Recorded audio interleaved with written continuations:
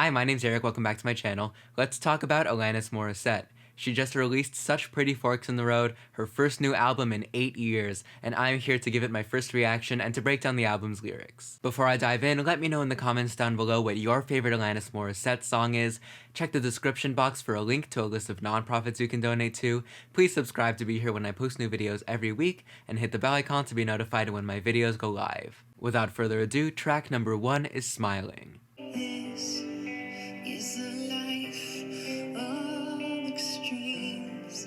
These are my places off the rails. And this, my loose recollection of our falling. I was just trying to keep it together. Very relatable. This is my first wave of my white flag. This is the sound of me getting by. And I keep on smiling. The notorious bottom dweller. And I keep on smiling.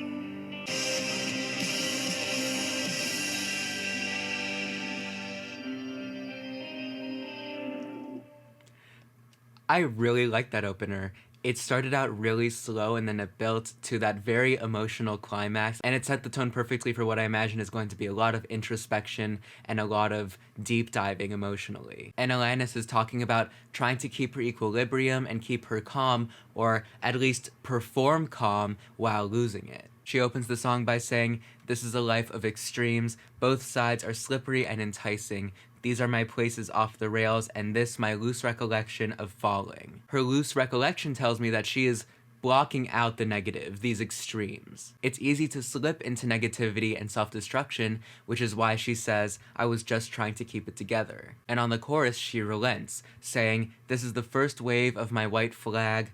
This is the sound of me hitting bottom." We're starting the album from zero. She is at her lowest and she is giving up. But she says she keeps on smiling, so on the one hand, this could be her trying to hold on to her positive outlook, or on the other hand, it could be her faking it. And on the second verse, Alanis explains a little bit more about why this breakdown might have happened. She refers to herself as the notorious bottom dweller, the ceilingless brave explorer.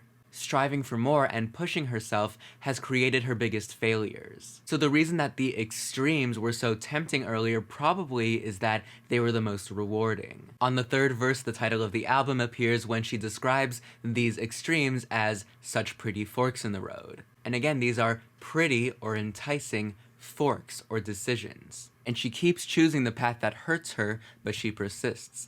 We'll see how that works out for her on track number 2, Ablaze. First thing that you'll notice is some separation from each other. There was an apple, there was a snake, there was division. There was a split, there was a conflict in the fabric of life. We seem to easily forget we are made of the same cells. To my boy, all that energy so vital, mission is to keep the light in your eyes ablaze. Oh, okay. I thought the Ablaze would be referring to her, but that's really nice. It might feel dark, it might feel lonely, and you wonder why This feels like it's about the process of growing up and becoming jaded. are your innocence and fire. My mission is to keep the light in your eyes ablaze. He's unbreakable. Spotlight light is there in your pocket. The light in your eyes ablaze. Interesting. So in a moment when she was concerned with her own failures and her own darkness, I thought she would be wallowing here, and Ablaze would refer to her being on fire and being in pain and setting herself on fire with her own ambition or something like that. But instead it was about trying to keep the light in her children or in the younger generation alive, and it was really sweet. And so, like I said, she could be speaking to her own children, she could be speaking to the next generation in general, but either way, she opens the song by saying, the first thing that you'll notice is some separation from each other, before attributing the separation to the original sin in the Garden of Eden and saying there was a split, there was a conflict in the fabric of life. She's saying that kids grow up to learn that conflict or division is just inherent to human experience and that it always has been and that it always will be. But she says that this is a lie, and before the first chorus, she says people seem to easily forget we are made of the same cells. So this is basically about any sort of conflict or division between people. So it could be an argument against racism just as easily as it can be an argument against arguing with your siblings. On the first chorus, Alanis addresses her boy saying, my mission is to keep the light in your eyes ablaze, and then she says the same to her girl on the second chorus. But she attributes different qualities to them. Wild energy to the boy and innocence and fire to the girl. It's interesting that she talks about a split and then divides these choruses by gender, so I thought that she might in some way be commenting on gender roles. But with the reverent tone of the lyrics, I don't really see her problematizing this binary as much as just illustrating it. Track number 3 is Reasons I Drink. These are the reasons I drink. The reasons I tell everybody I'm fine even though I am not. I have been working since I can remember, since I was single digits. I don't know where to draw the line, 'cause that groove has got me so deep. Here we are. I feel such rapture and our comfort is so strong.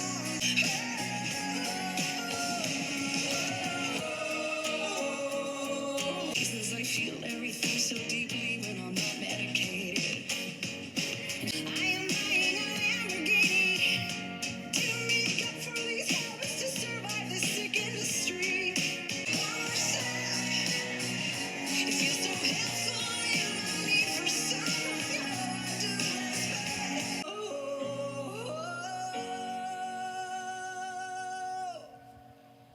Okay, considering the drama of the chorus and her talking about rapture and respite and these very lofty, almost biblical concepts, the production sounded kind of plucky and bright, so it would have been interesting to hear it with production that matched the drama of the lyrics and of the content, but I think the balance still worked well. So this song picks up from where we left off on the opener because she starts this song by saying, these are the reasons I drink, the reasons I tell everybody I'm fine even though I'm not. So in typical pop album fashion, we are moving from generalities on the opener to specifics here. She says on the first verse, I've been working since I can remember. And then she says, I don't know where to draw the line because that groove has gotten so deep. She's saying that she's accustomed to working too hard, which is one of the extremes that she mentioned on the opener. And in that second line, the word groove specifically can have 3 meanings, 2 of which overlap. First, it can mean a musical rhythm, and second, it can mean a life rhythm, as in a work routine. And this makes sense because her work is music.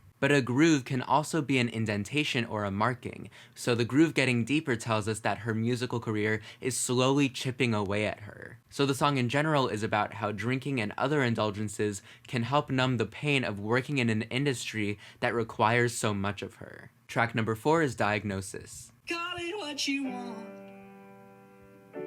'cause I don't even care anymore. I've not left the house in a while Same. since I have come back from the war.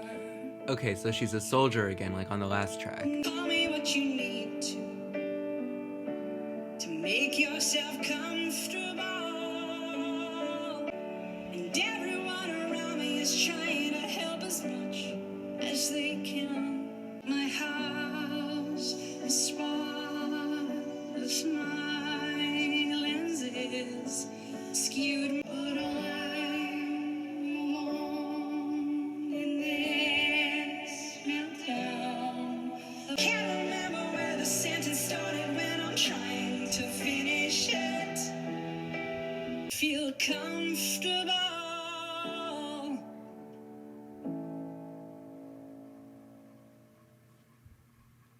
Okay. I'm always a fan of strings, and a detail that Alanis carries over from the last song is referring to herself as a soldier. On the last song, I didn't mention it, but she talked about how soldiers drink to numb their pain, and here she says that she hasn't felt at ease since she came back from the war. I don't know if this refers to a specific event or just to a lifetime of stress being in the music industry, but war is a pretty common shorthand for trauma because just culturally, it's one of the most common images we have of trauma. And in that same way, I don't think the diagnosis that she talks about is literal either. She says on the chorus, "Call it what you want, cause I don't even care anymore. Call me what you need to make yourself comfortable." With the soldier image, she was connecting back to Reasons I Drink, where she was talking about the music industry, so I think this refers to her status as a public figure. I think a key line that she uses to convey this is on the third verse when she says, "My house is spotless, my lens is skewed." She's trying so hard to keep it together and to keep her image, her facade, unblemished. But regardless, the lens, the perception of her, is skewed. So she says, "Fine, believe what you want." Track number 5 is Missing the Miracle. You call it right, and I call it simple. In the middle is truth. A front foot is united is doomed. Sounds like it's about a breakup or divorce. You call this brick and mortar, I'd call this sacred skin. The light is all around us, but when we spar it's dim. Sing the miracle. You see the cloud, and I see the lightning. When we leave the ring, no one's won. Oh, that's a pun on ring, like a wedding ring or the boxing ring. You hold the ruckus and I hear the drum being killed. What doesn't kill us turns to grace. Sing the miracle.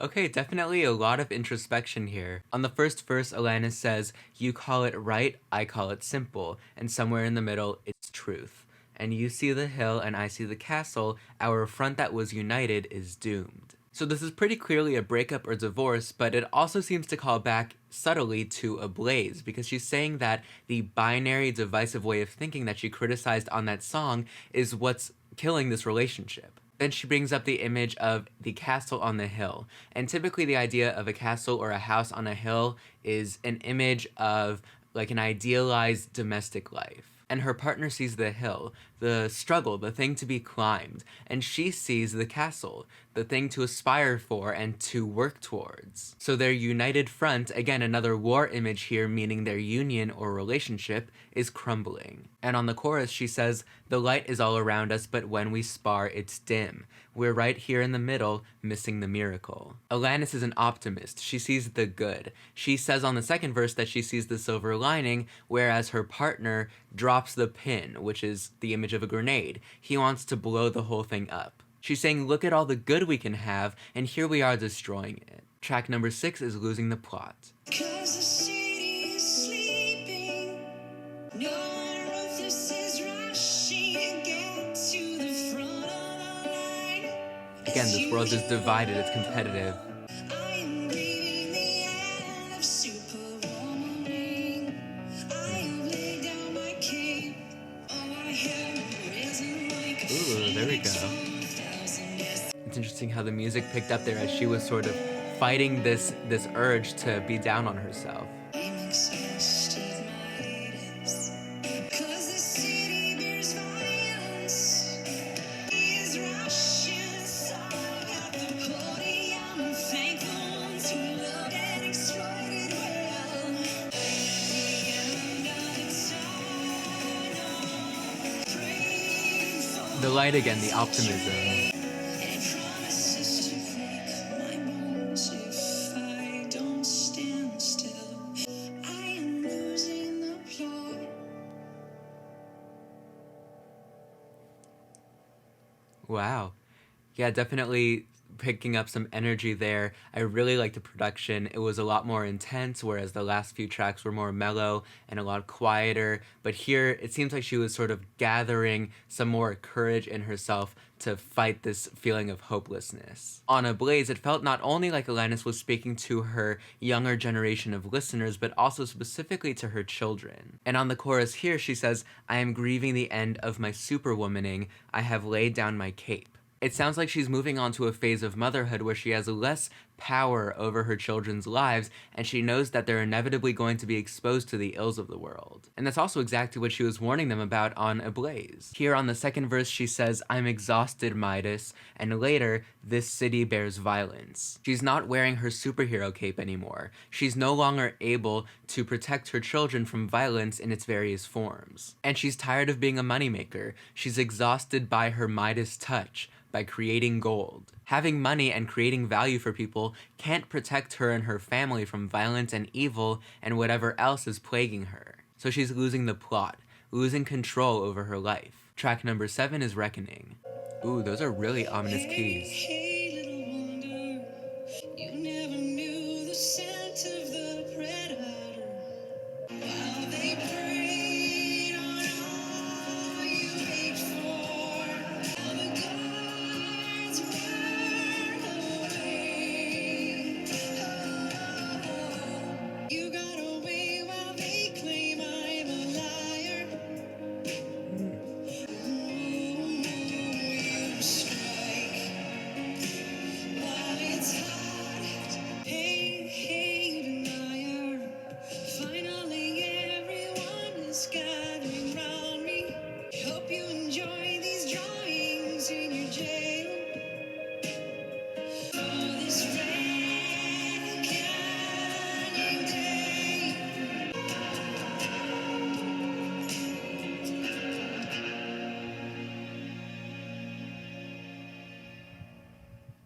Wow. So the reckoning that the title refers to seems to be something akin to the Me Too movement, retribution for abuse. We open with this sort of typical image of the stalker with malicious intentions. You walked the field with all the fences down, you never knew the scent of the predator. She has her guard down, and Alanis knows, probably in retrospect to herself, that she is vulnerable to sexual predators. We have this idea of not believing victims of abuse on the second verse when she says, "You got away while they claim I'm a liar." But she promises at the end of the song, "Brace yourself for this reckoning day. I was once at a loss, now I stand at the gate." And we have this reversal where she is taking power back from her abusers, and she is the gatekeeper. Whereas they decided her fate when they abused her, she now has the authority to decide their fate and their punishment. Track number 8 is Sandbox Love. So the sound has brightened up and we're turning, hopefully, towards an optimistic note. Can't hold me out. Take me back in time. Start all this from scratch.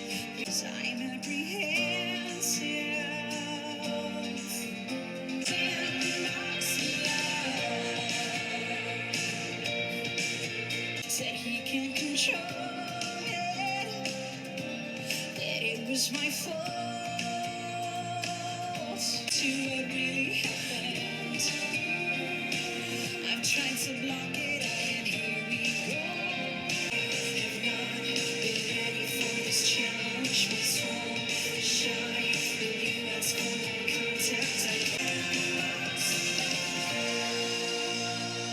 It feels like she has a really good awareness of her own psychology, because she's tracking a lot of different ideas specifically about trauma over this album. And the sandbox to me makes me think of the image of the castle from Missing the Miracle. I imagine a sandcastle, like the effort to build a good vision of love and intimacy, which is what she's trying to do here. And the theme of trauma seems to carry over from the last track, where her negative experiences of sexual abuse now make her, as she describes it, apprehensive in her romantic life. She talks on the pre-chorus about trying not to remember what happened to her, which is a common trauma response of blocking out the traumatic event. But she says that she's trying out a physical relationship with a friend, as opposed to the abusers or enemies on Reckoning. And she describes this on the chorus as a sandbox love. And a sandbox is childlike, which conveys that she is a beginner at this. And a sandbox also is endless imaginative possibilities. So she's working to rebuild from scratch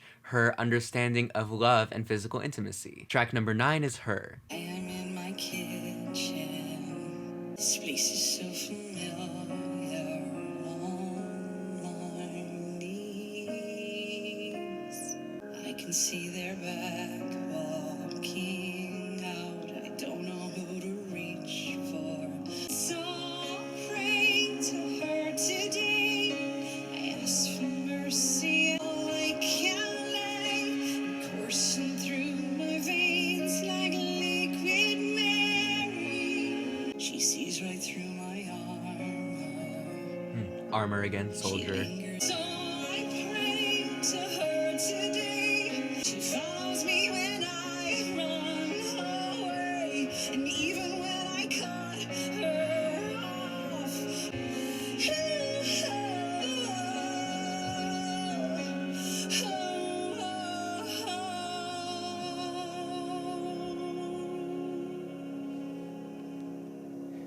Definitely the most passionate vocal performance on the album so far. On this song, Alanis takes the conventions of a devotional song and subverts them by feminizing holiness. She brings up women religious figures like Mary and the Hindu goddess Kali, but she opens the song by describing herself being on the kitchen floor, and she says, "This place is so familiar on my knees." So she's saying she's accustomed to being subjugated and relegated to the expected feminine domestic sphere, but then when she prays to her on the chorus, she is uplifting femininity. The religious themes here might also connect back to Ablaze when she attributed the divisions in humanity to original sin in the Garden of Eden, and it might confirm that one of the divisions she was trying to talk about was gender divisions. Track number 10 is Nemesis. You walked in all handsome,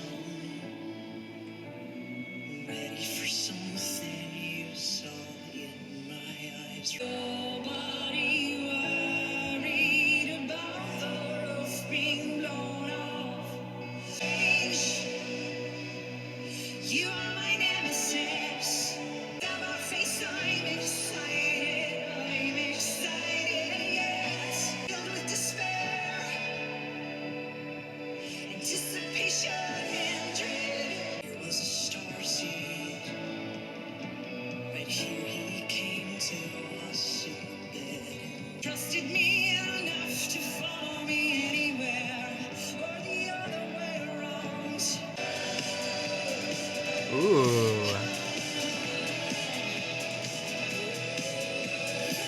This is very climactic, I love it.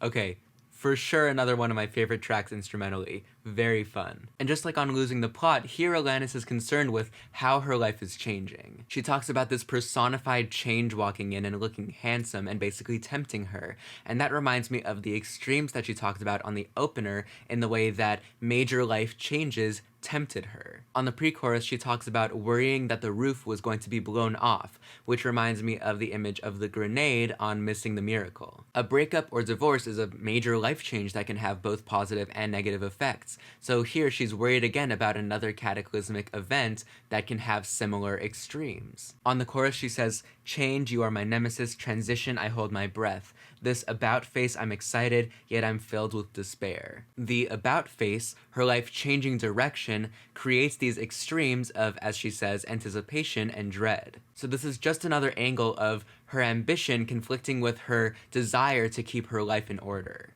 The final track, track number 11, is Pedestal. I'm sure you've enjoyed the ride. Who wouldn't? And one day you'll see that you've never really seen me. One day I won't be craved the way you crave me now.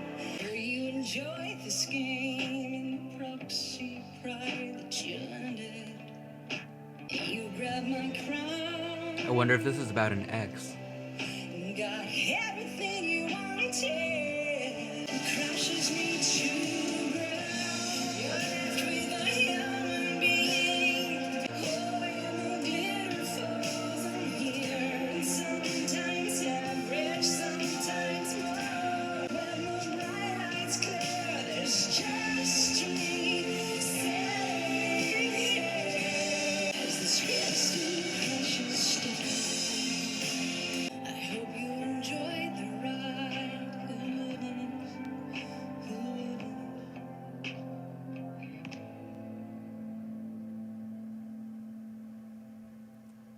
And that is how the album ends. She's reflecting on her career as a musician and the ways that people have used her. And she says on the bridge that when the pedestal, the public image, crumbles, you're left with a human being. You're left with a fallible soul. This is just another example of the extremes that she's been preoccupied about since the album began. The highest highs of her career and the lowest lows of knowing that one day all of the fame and repute can come to an end. She says on the chorus, "One day you'll see that you've never really seen me. One day you'll find out that everything you dreamed of wasn't who stood before you." She's worried that the image that people have painted of her is unattainable and that it's incongruous with the fact that she's only human. Just like she said on Diagnosis, people have their own perception of her and she can't control that. And we still see her torn between her ambition and her anxiety over how people see her when she closes the song by saying, "I'm sure you've enjoyed the ride, who wouldn't?" She still understands and experiences this conflict between the highs and the lows, these extremes. Because to this day, she is on this pedestal waiting for her nemesis, Change, to come and knock her down. Overall, I really enjoyed this album and its lyrics especially, and how much insight they gave me into Alanis as a person. For me, the standout tracks right now are probably Smiling, Reasons I Drink, and Losing the Plot, but I'm sure I'll return to a bunch of these tracks later. Generally, the album stayed in an adult contemporary, guitar and piano, production sphere, but I think its best moments sound-wise were when it drifted off in different directions, especially with its rock leanings. I think age has made Alanis' voice rounder and throatier, but it definitely still has the personality that we know her for and the agility. It's really evident how much thought Alanis put into herself, but also into these lyrics and the motifs in the lyrics. So thank you to everyone who suggested that I listen to Alanis Morissette, and I will try to get to Jagged Little Pill sometime soon. So in the meantime, let me know in the comments down below what topics you'd like to see me cover on my channel. Check the description for that donation link. Please subscribe to be here when I post new videos every week. Thank you so much for being here. I hope you are staying safe and healthy, and until next time, that's it.